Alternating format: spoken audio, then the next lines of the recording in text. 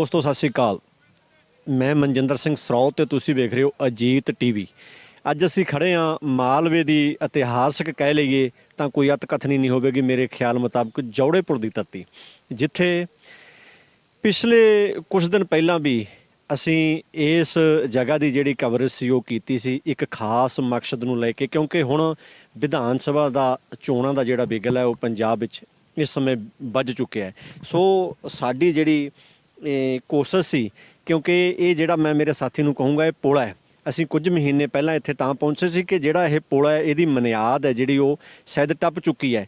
140 ਵਰ੍ਹੇ ਪਹਿਲਾਂ ਇਸ ਪੁਲ ਦਾ ਜਿਹੜਾ ਨਿਰਮਾਣ ਸੀ ਉਹ ਕੀਤਾ ਗਿਆ ਸੀ। ਸੋ ਇਹਨੂੰ ਜੇ ਆਪਾਂ ਉਸ ਦੇ ਨਾਲ ਵੀ ਮਿਲਾ ਲਈਏ ਵੀ ਇੱਕ ਤਾਮਿਲਨਾਡੂ ਦੀ ਧਰਤੀ ਹੈ ਕੰਨਿਆ ਕੁਮਾਰੀ, ਜਿੱਥੇ ਕਈ ਦਰਿਆਵਾਂ ਦਾ ਕਈ ਮਹਾਸਾਗਰਾਂ ਦਾ ਜਿਹੜਾ ਮੇਲ ਹੈ, ਅਰਬ ਸਾਗਰ, ਹਿੰਦ ਮਹਾਸਾਗਰ ਅਤੇ ਬੰਗਾਲ ਦੀ ਖਾੜੀ ਦਾ ਉੱਥੇ ਮੇਲ ਹੁੰਦਾ ਹੈ। ਆਖਿਆ ਜਾਂਦਾ ਹੈ ਕਿ ਉੱਥੇ ਪਾਣੀ, ਖੈਰ ਅਸੀਂ ਜਾ ਕੇ ਵੀ ਦੇਖਿਆ ਹੈ ਕਿ ਪਾਣੀ ਅਲੱਗ ਤਰ੍ਹਾਂ ਦਾ ਹੈ। ਸੋ ਉਸੇ ਤਰ੍ਹਾਂ ਦੀ ਕੁਝ ਮਿਲਦੀ ਜੁਲਦੀ ਜਿਹੜੀ ਇਹ ਕਹਾਣੀ ਹੈ, ਇਹ ਧਰਤੀ ਹੈ ਜੌੜੇਪੁਰ ਦੀ ਹੈ। ਇਹਦਾ ਇਤਿਹਾਸ ਵੀ ਕੁਝ ਵੱਖਰੀ ਕਿਸਮ ਦਾ ਹੈ, ਕਿਉਂਕਿ ਇੱਥੇ 4 ਜ਼ਿਲ੍ਹੇ ਨੇ ਜਿਹੜੇ ਪੰਜਾਬ ਦੇ ਮਾਲਵੇ ਦੇ, ਉਹ ਇਸ ਜਗ੍ਹਾ 'ਤੇ ਜਿਹੜਾ ਉਹਨਾਂ ਦਾ ਸ਼ਮੇਲ ਹੈ ਹੁੰਦਾ ਫਤਿਹਗੜ੍ਹ ਸਾਹਿਬ, ਪਟਿਆਲਾ, ਸੰਗਰੂਰ ਅਤੇ ਲੁਧਿਆਣਾ। ਇਹ ਖਾਸ ਗੱਲ ਇਸ ਲਈ ਬਣ ਜਾਂਦੀ ਹੈ ਵੀ ਪੰਜਾਬ ਦੇ 4 ਜ਼ਿਲ੍ਹਿਆਂ ਨੂੰ ਮਾਲਵੇ ਦੀ ਜਿਹੜੀ ਇਹ ਧਰਤੀ ਹੈ ਇਹ ਜੋੜਦੀ ਹੈ। ਪਰ ਇੱਥੇ ਜਿਹੜਾ ਹੈਰਾਨੀਜਨਕ ਤੱਥ ਹੈ ਵੀ ਜਿਹੜਾ ਇਹ ਪੁਲ ਹੈ, ਮੈਂ ਮੇਰੇ ਸਾਥੀ ਨੂੰ ਕਹੂੰਗਾ ਉਹਦੀਆਂ ਤਸਵੀਰਾਂ ਨੇ ਜਿਹੜੀਆਂ ਉਹਦਾ ਆਲਾ ਦਾਲਾ ਜਿਹੜਾ ਦਿਖਾਇਆ ਜਾਵੇ, ਇਹ 140 ਵਰ੍ਹੇ ਪਹਿਲਾਂ ਅੰਗਰੇਜ਼ਾਂ ਵੇਲੇ ਦਾ ਬਣਿਆ ਹੋਇਆ ਪੁਲ ਹੈ। ਪਰ ਹੈਰਾਨੀ ਦੀ ਗੱਲ ਹੈ ਵੀ ਇਹ ਪੁਲ ਦੀਆਂ ਜਿਹੜੀਆਂ ਇੱਟਾਂ ਨੇ ਉਹ ਨਿਕਲ ਰਹੀਆਂ ਨੇ, ਆਲੇ ਦੁਆਲੇ ਦੀਆਂ ਸਾਈਡਾਂ ਖੁਰਨ ਤੋਂ ਬਾਅਦ ਸੰਬੰਧਿਤ ਮਹਿਕਮੇ ਵੱਲੋਂ ਲੀਪਾ ਪੋਚੀ ਕਰਨ ਦੇ ਲਈ ਬੋਰੀਆਂ ਜਿਹੜੀਆਂ ਉਹ ਲਗਾਈਆਂ ਗਈਆਂ ਨੇ। ਪਰ ਹੈਰਾਨੀ ਦੀ ਗੱਲ ਹੈ ਵੀ 2 ਵਿਧਾਨ ਸਭਾ ਪੈਲ ਅਤੇ ਅਮਰਗੜ੍ਹ ਦੇ ਵਿਚਕਾਰ ਇਹ ਦੋਨਾਂ ਬਿਲਕੁਲ 2 ਵਿਧਾਨ ਸਭਾ ਹਲਕਿਆਂ ਨੂੰ ਜੋੜਦਾ ਹੈ। ਸੋ ਨਾ ਤਾਂ ਪੈਲ ਵਾਲਿਆਂ ਨੇ ਕਦੇ ਇਹਦੀ ਗੱਲ ਕੀਤੀ ਹੈ, ਨਾ ਅਮਰਗੜ੍ਹ ਵਾਲਿਆਂ ਨੇ। ਹੈਰਾਨੀ ਦੀ ਗੱਲ ਇੱਕ ਇਹ ਹੈ ਵੀ ਹੁਣ ਵਿਧਾਨ ਸਭਾ ਚੋਣਾਂ ਦੇ ਜਿਹੜੇ ਨੇੜੇ ਹੋਣ ਦੇ ਬਾਵਜੂਦ ਕੁਛ ਦਿਨ ਬਾਕੀ ਨੇ, ਔਰ ਸਾਡੀਆਂ ਜਿਹੜੀਆਂ ਸਿਆਸੀ ਪਾਰਟੀਆਂ ਨੇ ਉਹਦੇ ਚੋਣ ਏਜੰਡੇ 'ਤੇ ਇਸ ਪੁਲ ਦਾ ਬਿਲਕੁਲ ਕੋਈ ਨਾਂ ਨਹੀਂ ਹੈਗਾ। ਬਹੁਤ ਵਾਰ ਲੋਕਾਂ ਨੇ ਆਖ ਕੇ ਲੋਕ ਨੇ ਜਿਹੜੇ ਉਹ ਥੱਕੇ ਪਏ ਨੇ। ਬਹੁਤ ਵਾਰ ਲੋਕਾਂ ਨੇ ਆਖਿਆ ਕਿ ਇਸ ਪੁਲ ਨੂੰ ਨਵੇਂ ਸਿਰੇ ਤੋਂ ਨਿਰਮਾਣ ਹੈ ਜਿਹੜਾ ਉਹ ਕੀਤਾ ਜਾਵੇ। ਪਰ ਰਜ਼ੀਆ ਸੁਲਤਾਨਾ ਵੇਲੇ ਇੱਕ ਵਾਰ ਆਸ ਜ਼ਰੂਰ ਵੱਜੀ ਸੀ ਕਿ ਸ਼ਾਇਦ ਲੋਕਾਂ ਦੀ ਜਿਹੜੀ ਡਿਮਾਂਡ ਹੈ ਉਹਦੇ 'ਤੇ ਸਰਕਾਰਾਂ ਖਰੀਆਂ ਉਤਰਨਗੀਆਂ, ਪਰ ਨਹੀਂ, ਮੁੜ ਕੇ ਫੇਰ ਸਭ ਕੁਝ ਠੰਡੇ ਵਸਤੇ ਵਿੱਚ ਪੈ ਗਿਆ। ਹੈਰਾਨੀ ਹੁੰਦੀ ਹੈ ਵੀ ਜਿੱਥੇ ਸਰਕਾਰਾਂ ਵੱਲੋਂ ਕਰੋੜਾਂ ਦੇ ਪ੍ਰੋਜੈਕਟ ਨੇ ਜਿਹੜੇ ਉਹ ਲਾਏ ਜਾਂਦੇ ਨੇ, ਇੱਕ ਇਸ ਪੁਲ ਨੂੰ ਨਵਿਆਉਣ ਦੇ ਲਈ ਜਾਂ ਪੁਲ ਦਾ ਨਿਰਮਾਣ ਕਰਨ ਦੇ ਲਈ ਆਖ ਲਈਏ ਸਰਕਾਰਾਂ ਦੀ ਇੰਨੀ ਲਾਪਰਵਾਹੀ ਕਿਉਂ ਹੈ? ਕਿਉਂ ਸੰਬੰਧਿਤ ਵਿਭਾਗ ਇਸ ਪੁਲ 'ਤੇ ਧਿਆਨ ਹੈ ਜਿਹੜਾ ਉਹ ਨਹੀਂ ਦਿੰਦਾ? ਸੋ ਇੱਕ ਵਾਰ ਫਿਰ ਮੈਂ ਮੇਰੇ ਸਾਥੀ ਨੂੰ ਕਹੂੰ ਵੀ ਜ਼ੂਮ ਕਰਕੇ ਥੋੜ੍ਹਾ ਦਿਖਾਇਆ ਜਾਵੇ, ਕਿਉਂਕਿ ਅਸੀਂ ਨਹਿਰ ਦੇ ਵਿੱਚ ਉਤਰੇ ਹੋਏ ਹਾਂ। ਨਹਿਰ ਸੁੱਕੀ ਹੈ, ਬਹੁਤ ਥੋੜ੍ਹਾ ਪਾਣੀ ਹੈ ਅਤੇ ਸਾਡਾ ਫਰਜ਼ ਬਣਦਾ ਸੀ ਵੀ ਇਹਦੇ ਨੇੜਿਓਂ ਜਿਹੜੇ ਨੇ ਉਹ ਦ੍ਰਿਸ਼ ਨੇ ਉਹ ਆਮ ਲੋਕਾਂ ਅਤੇ ਸਰਕਾਰ ਦੇ ਨੁਮਾਇੰਦਿਆਂ ਤੱਕ ਪਹੁੰਚਾਏ ਜਾਣ। ਪੈਲ ਵਾਲੇ ਸ਼ਾਇਦ ਇਹ ਦੇਖ ਕੇ ਛੱਡ ਦਿੰਦੇ ਨੇ ਕਿ ਅਮਰਗੜ੍ਹ ਦੀ ਹੱਦ ਹੈ, ਅਤੇ ਇਹੀ ਹਾਲ ਅਮਰਗੜ੍ਹ ਵਾਲੇ ਪਾਸੇ। ਹੁਣ ਸਾਰੀਆਂ ਸਿਆਸੀ ਪਾਰਟੀਆਂ ਦੇ ਵੱਖ-ਵੱਖ ਆਗੂ ਚੋਣ ਮੈਦਾਨ ਦੇ ਵਿੱਚ ਉਤਰੇ ਹੋਏ ਨੇ, ਪਰ ਉਹਨਾਂ ਵੱਲੋਂ ਕਿਤੇ ਵੀ ਆਪਣੇ ਭਾਸ਼ਣਾਂ ਦੌਰਾਨ ਇਸ ਪੁਲ ਦਾ ਜਿਹੜਾ ਜ਼ਿਕਰ ਹੈ ਉਹ ਨਹੀਂ ਕੀਤਾ ਜਾਂਦਾ। ਸ਼ਾਇਦ ਕਿਸੇ ਵੱਡੇ ਹਾਦਸੇ ਦੀ ਉਡੀਕ 'ਚ ਸਰਕਾਰ ਜਾਂ ਸੰਬੰਧਿਤ ਜਿਹੜੇ ਸਰਕਾਰ ਦੇ ਵਿਭਾਗ ਨੇ ਕਿ ਇੱਥੇ ਜਦ ਕੋਈ ਵੱਡਾ ਹਾਦਸਾ ਹੋਊਗਾ ਫਿਰ ਉਹਨਾਂ ਦੇ ਪਰਿਵਾਰਾਂ ਨੂੰ ਜਾਂ ਉਹਨਾਂ ਦੇ ਫੱਟੜਾਂ ਨੂੰ ਮੁਆਵਜ਼ਾ ਦੇਣ ਦੇ ਲਈ ਉਹ ਉਹਨਾਂ ਦੇ ਘਰਾਂ ਵਿੱਚ ਜਾਣਗੇ। ਇਹੀ ਆਖ ਸਕਦੇ ਹਾਂ, ਕਿਉਂਕਿ ਅਸੀਂ 6 ਮਹੀਨੇ ਪਹਿਲਾਂ ਛੋਟੇ ਵੀਰ ਅਮਨਦੀਪ ਦੇ ਨਾਲ ਮੈਂ ਇਸੇ ਜਗ੍ਹਾ 'ਤੇ ਆ ਕੇ ਕਵਰੇਜ ਕੀਤੀ ਸੀ ਇਸ ਪੁਲ ਦੀ।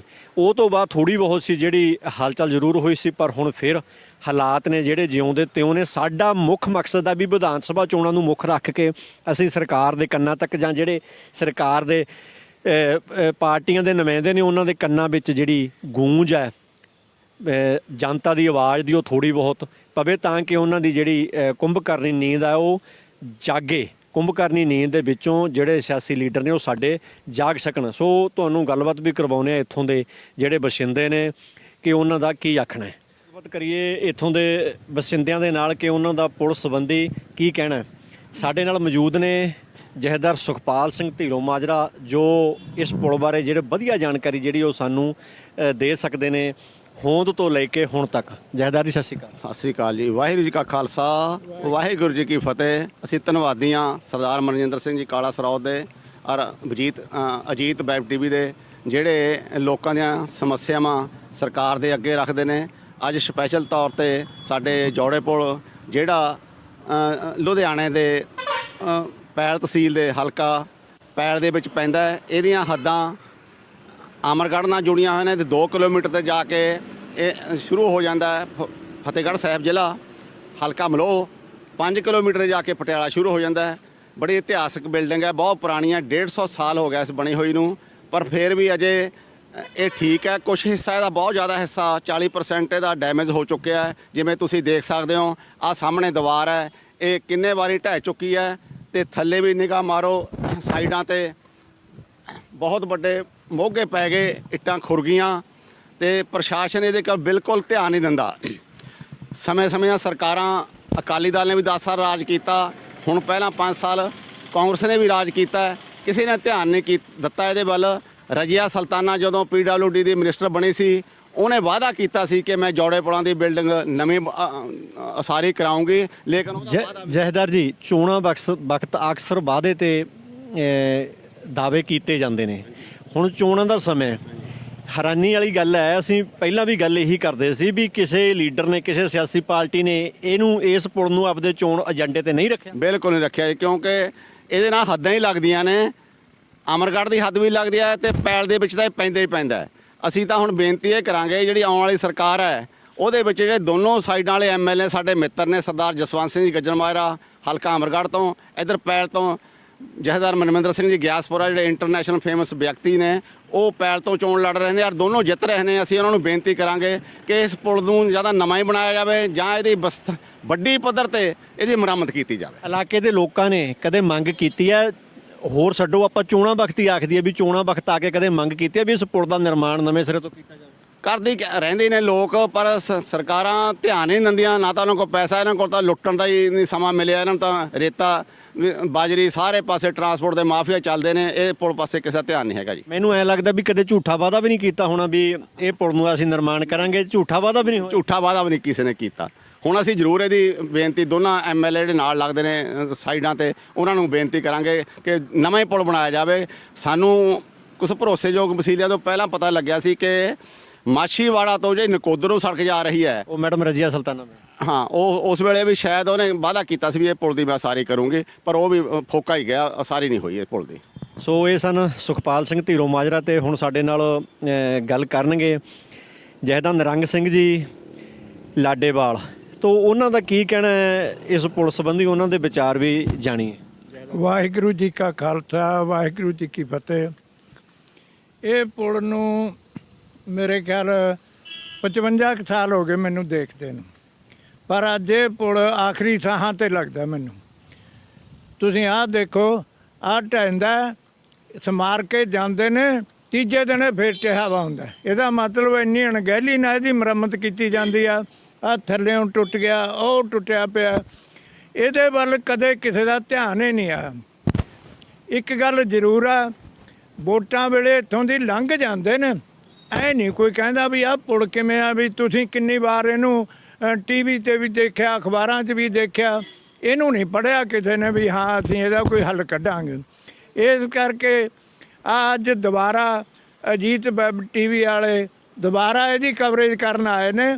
ਇਹਨਾਂ ਦਾ ਬਹੁਤ ਧੰਨਵਾਦ, ਜਿਨ੍ਹਾਂ ਨੇ ਦੁਬਾਰਾ ਫੇਰ ਮੁੱਦਾ ਚੱਕ ਰਹੇ ਨੇ। ਅਸੀਂ ਤਾਂ ਇਹੀ ਕਹਾਂਗੇ, ਇਹ ਪੁਲ ਦਿੱਲੀ ਨੂੰ ਵੀ ਲੋਕ ਇਹਦੇ ਤੇ ਦੀ ਜਾਂਦੇ ਨੇ, ਅੰਮ੍ਰਿਤਸਰ ਨੂੰ ਵੀ ਲੋਕ ਇਹ ਤੇ ਦੀ ਜਾਂਦੇ ਨੇ, ਜਿਵੇਂ ਪਟਿਆਲਾ ਤੋਂ ਆਉਂਦੇ ਨੇ ਲੋਕ, ਇੱਥੋਂ ਦੀ ਲੰਘਦੇ ਨੇ, ਦਿੱਲੀ ਵਾਲੇ ਵੀ ਇਹਦੇ ਤੇ ਹੀ ਲੰਘਦੇ ਨੇ। ਪਰ ਇਹ ਪੁਲ ਕਦੇ ਯਾਦ ਨਹੀਂ ਆਇਆ ਕਿਸੇ ਦੇ। ਕੀ ਗੱਲ ਹੈ, ਮੈਨੂੰ ਤਾਂ ਸਮਝ ਨਹੀਂ ਆਉਂਦੀ। ਜਾਂ ਤਾਂ ਇਹ 'ਚੋਂ ਕਮਿਸ਼ਨ ਨਹੀਂ ਬਣਦਾ ਹੋਣਾ, ਕੋਈ ਗੱਲ ਇਹੀ ਜਿਹੀ ਹੋਇਆ। ਮੈਂ, ਤੁਸੀਂ ਕਹੋਗੇ ਵੀ ਇਹ ਕੀ ਗੱਲ ਹੈ, ਮੈਂ ਹਜ਼ਾਰਾਂ ਦੇ ਇਕੱਠ 'ਚ 2 ਵਾਰ ਚਰਨਜੀਤ ਸਿੰਘ ਅਟਵਾਲ ਸਾਹਿਬ ਨੂੰ ਕਿਹਾ, ਜਦੋਂ ਸਪੀਕਰ ਸੀਗੇ, 2 ਵਾਰ 2 ਫੰਕਸ਼ਨਾਂ 'ਚ ਹਜ਼ਾਰਾਂ ਦੇ ਇਕੱਠ 'ਚ, ਵੀ ਤੁਸੀਂ ਇਹ ਪੁਲ ਤੋਂ ਰਾਹਤ ਦਿਵਾ ਦਿਓ ਲੋਕਾਂ ਨੂੰ। ਭੁਰਥਲੇ ਤੋਂ ਜਰਗ ਨੂੰ ਇੱਕ ਸਿੱਧੀ ਸੜਕ 2-3 ਕਿਲੋਮੀਟਰ ਬਣਨ ਵਾਲੀ ਆ, ਉਹਨੂੰ ਇਹ ਵਧੀਆ ਬਣਾ ਦਿਓ ਤਾਂ ਕਿ ਇਹ 'ਤੇ ਲੋਡ ਘੱਟ ਜਾ।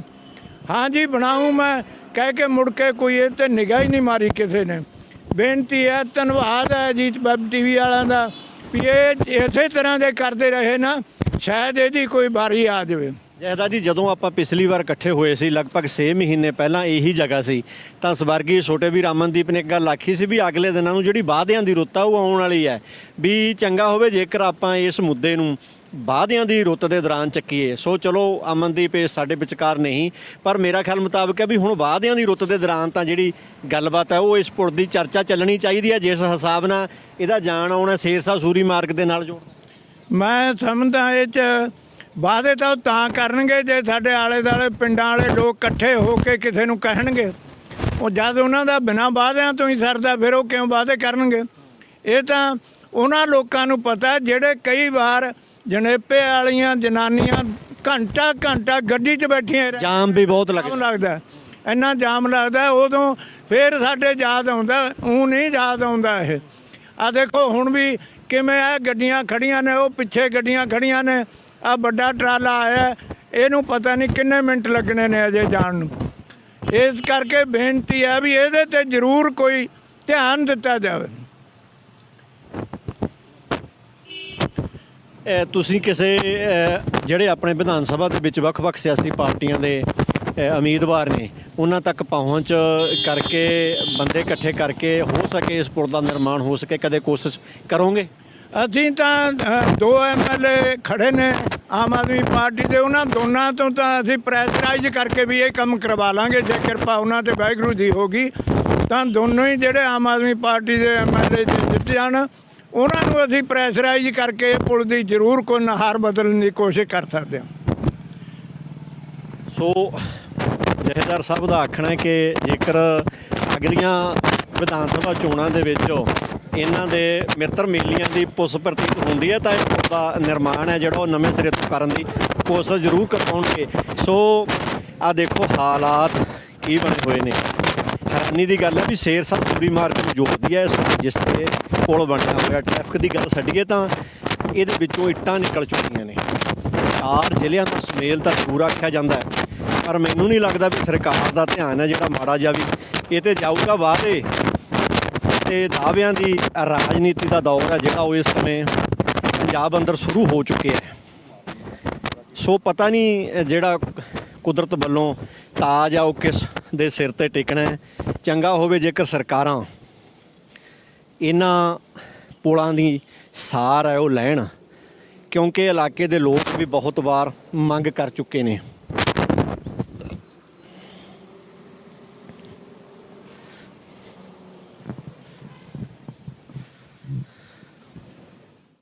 ਭਾਵੇਂ ਕਿ ਦਾਅਵਿਆਂ ਅਤੇ ਵਾਅਦਿਆਂ ਦੀ ਰਾਜਨੀਤੀ ਹੈ ਜਿਹੜੀ ਉਹ ਸ਼ੁਰੂ ਹੋ ਚੁੱਕੀ ਹੈ। ਸੋ ਜੇਕਰ ਆਪਾਂ ਇਸ ਪੁਲ ਨੂੰ ਲਾਂਘੇ ਤੋਂ ਬਿਨਾਂ ਪੰਜਾਬ ਦੀ ਸਾਡੇ ਮਾਲਵੇ ਦੀ ਧਰੋਹਰ ਵੀ ਕਹਿ ਲਿਆ ਜਾਵੇ ਤਾਂ ਕੋਈ ਅਤਕਥਨੀ ਨਹੀਂ ਹੋਵੇਗੀ, ਕਿਉਂਕਿ ਇਹ ਪੁਲ 'ਤੇ ਬਹੁਤ ਗਾਣਿਆਂ ਦਾ ਜਿਹੜਾ ਜ਼ਿਕਰ ਹੈ ਇਸ ਪੁਲ ਦਾ ਨਾਂ ਲੈ ਕੇ ਗਾਣਿਆਂ ਦੇ ਵਿੱਚ ਜ਼ਿਕਰ ਬਹੁਤ ਵਾਰ ਕਲਾਕਾਰਾਂ ਵੱਲੋਂ ਕੀਤਾ ਗਿਆ। ਇੱਥੇ ਫਿਲਮਾਂ ਦੀਆਂ ਸ਼ੂਟਿੰਗਾਂ ਵੀ ਹੋਈਆਂ।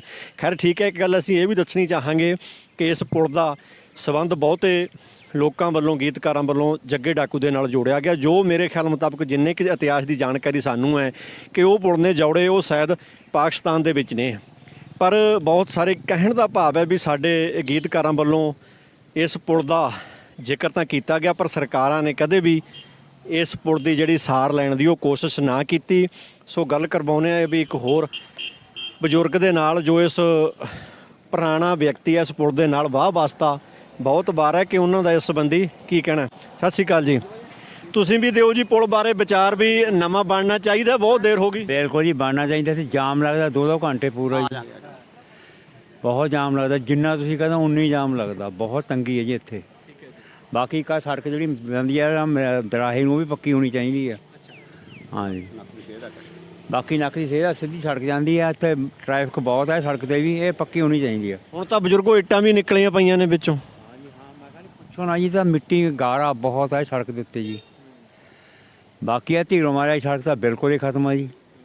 ਉਹਦਾ 3 ਕਿਲੋਮੀਟਰ ਦਾ ਕੋਈ ਜਾਂਦਾ ਹੀ ਨਹੀਂ ਹੈਗਾ। ਹੁਣ ਵੋਟਾਂ ਆ ਗਈਆਂ, ਕੋਈ ਆਸ ਵੱਜੀ ਆ? ਕੋਈ ਆਸ ਨਹੀਂ ਵੱਜੀ। ਇੱਕ ਪਾਸਾ ਢਾਹਤਾ ਇਹਨਾਂ ਨੇ, ਪੱਟ ਸੀ, ਦੂਜੇ ਪਾਸੇ ਅਜੇ ਪਤਾ ਨਹੀਂ ਕਦ ਪੱਟਣਗੇ ਕਦ ਬਣਾਉਣਗੇ, ਇਹਦਾ ਕੋਈ ਪਤਾ ਨਹੀਂ ਜੀ। ਨਹੀਂ, ਪੁਲ ਦੀ ਆਸ ਵੱਜੀ ਆ ਤੁਸੀਂ? ਤੁਹਾਨੂੰ ਉਮੀਦ ਹੈ ਕੋਈ ਪੁਲ ਬਣ ਸਕਦਾ ਹੈ? ਮੁਸ਼ਕਿਲ ਹੈ ਜੀ, ਮੈਨੂੰ ਤਾਂ ਲੱਗਦਾ ਨਹੀਂ ਪੁਲ ਬਣ ਜਾਊਗਾ ਇਹ। ਕਿ ਮੈਨੂੰ 40 ਸਾਲ ਹੋ ਗਏ ਇੱਥੇ ਦੁਕਾਨ ਕਰਦੇ ਨੂੰ, ਦੇਖ ਲਓ। 40 ਸਾਲਾਂ 'ਚ ਮੈਂ ਕਦੇ ਇਹਦੀ ਰਿਪੇਅਰ ਨਹੀਂ ਦੇਖੀ। ਕਦੇ ਆਹੀ ਹੈ ਜਿਹੜੇ ਕਦੇ ਲਾ ਜਾਂਦੇ, ਰੰਗ ਰੂੰਗ ਕਰ ਜਾਂਦੇ ਨੇ, ਮਾੜਾ ਮੋਟਾ ਸੀਮੈਂਟ ਲਾ ਜਾਂਦੇ ਨੇ, ਹੋਰ ਕੀ ਇੱਥੇ। ਹੋਰ ਕੋਈ ਕਿਸੇ ਨੇ ਰਿਪੇਅਰ ਨਹੀਂ ਕੀਤੀ, ਕੁਛ ਨਹੀਂ ਕੀਤਾ ਜੀ। ਕਿੰਨਾ ਕੁ ਸਮਾਂ ਹੋ ਗਿਆ ਇਹਨੂੰ ਬਣਿਆ ਨੂੰ? ਬਣਿਆ ਜੀ ਇਹ 1821 'ਚ ਬਣਿਆ ਜੀ ਇਹ। ਹੈ 81 'ਚ 1880-81 'ਚ ਬਣਿਆ ਜੀ ਇਹ ਪੁਲ। ਉਦੋਂ ਬਾਅਦ ਤਾਂ ਕਿਸੇ ਨੇ ਪੁੱਛਿਆ ਨਹੀਂ, ਤਾਂ ਅੰਗਰੇਜ਼ ਹੀ ਜਿਹੜੇ ਪੁੱਛ ਗਏ, ਬਾਕੀ ਤਾਂ ਕਿਸੇ ਨੇ ਪੁੱਛਿਆ ਨਹੀਂ ਇਹਨੂੰ ਕੁਝ ਵੀ ਕਿੱਥੋਂ ਆਏ, ਕਿੱਥੇ ਜਾਣਾ ਤੁਸੀਂ।